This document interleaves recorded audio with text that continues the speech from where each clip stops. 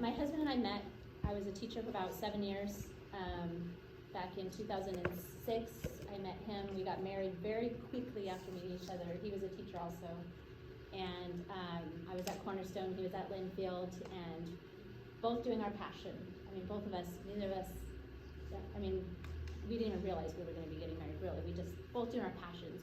Both of us just driven to teach, wanting to do mission trips, wanting to do outreach. So we met kind of professionally, wanting to get together and bring both sets of kids down to Mexico. Well, about a week later, he was pretty much my guy. And about 2 months later, we were, well, October, November, December, I guess it was February, engaged. June, we were married. This is 2006. And long story short, got married. 2 years later, stopped teaching and had 4 kids back to back to back to back. And so the last 12 years of my life, we've had 4 kids. My oldest is 12, and we have 11, and we have 9, and we have 8. So the last chunk of my life has been at home with the kids, raising them up, and watching Mike continue to teach and move on into pastoral work, and getting to be on the sidelines. And I say sidelines because it works with Brian's message. So then this last year, COVID things changed, and all of a sudden opportunities opened up, and I got invited to come be a part of Impact's leadership development. That's his wife, he let me come be a part of it. So I got to sit around a table with 6, 8 people, or 6, 8, I don't know, Jamie's a different group, but there's groups of 6 or 8 people that are all part of the church, elders and deacons and children's ministry, just all of the key players within the church, getting together, meeting of the minds, kind of learning together as a group this curriculum and how to be able to apply it to our lives, and how that we can be that further impacting the valley through the church, and starting first with ourselves.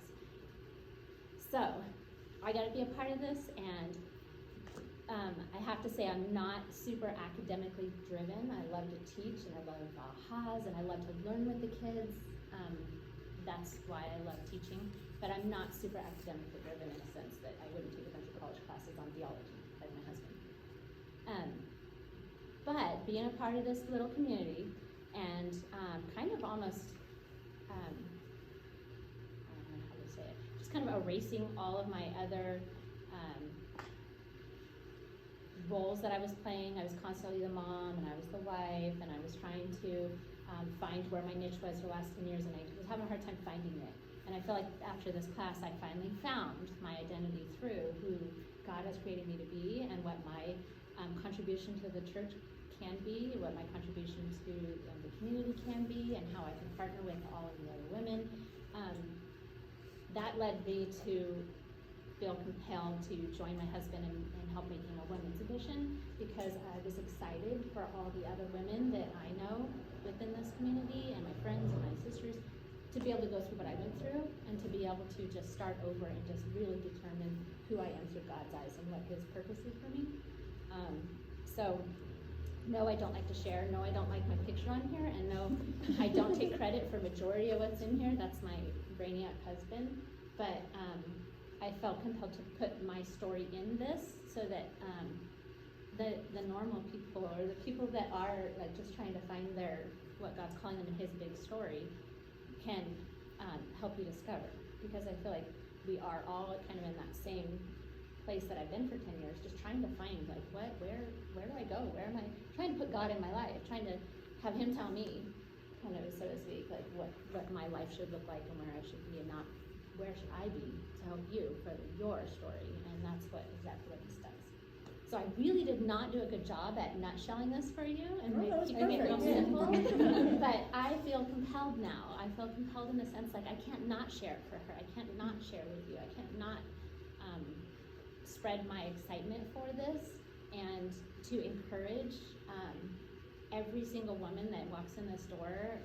All my family got copies of this. All their friends got copies of this, because now they can go together and read through it together. And it's a lot as far as what I'm used to with Bible studies. It was a lot, but it was the best I've ever had in all my years of Bible studies I've been a part of, as far as just I don't know how to say it, like clarification and just affirmation and you'll see. I'm so excited. I'm so excited that it's something that the church is all partnering together, so we can all kind of get into that same place and wanting to. Yeah. I love that we're going to have your voice in here, because like you kind of touched on, this isn't the type of book that you can cram through. I've been guilty of that, where it's like the morning of study, I'm like, oh, trying to get done. That's not this book. You're going to need to be able to sit down at least 2 different times during the week to really dive in and get an understanding of what it is, because it's like Jamie said, Pastor Mike is academically minded, and so the way he writes, he does simplify things in a way that help us understand it better than before, but you have to kind of chew on it for a little bit to walk away and be able to vocalize what we're understanding and learning here. And so to get Jamie's voice in there is important. And also I want to encourage you guys that if you do go through this study and you're feeling stuck, that's okay, because most likely everyone in your group is feeling the same way. And so we're in here to lean on each other. And as leaders, I've already gone through this book once, and I can tell you, I didn't walk away feeling like, okay, I've conquered this, I understand it all, and it's all good. No, I've already done it once, and believe me, I'm going to be figuring it out along with all of you. But it's our hearts that we do it together. And so if you do feel a little stuck somewhere in the chapter, reach out to your leader and let her know, and we can work on it and through it together during the week, or save it for Bible study time, because the discussion is part of the biggest part of when we're gonna learn the most. That's when we're gonna grasp from each other and glean from each other what each of us have gotten through the study.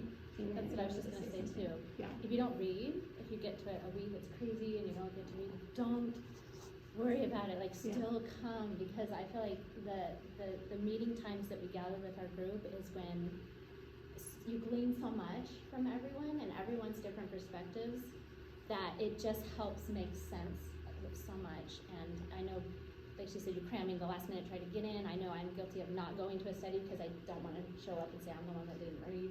But this is one study that I would highly, highly suggest. Do the reading if you can. Don't skip it because it's so, so valuable. But don't skip study if you don't get it done, because it's that's part of the beauty of it, I think, is all of us coming together with what we read and what our perspective is, and being able to help us understand it better.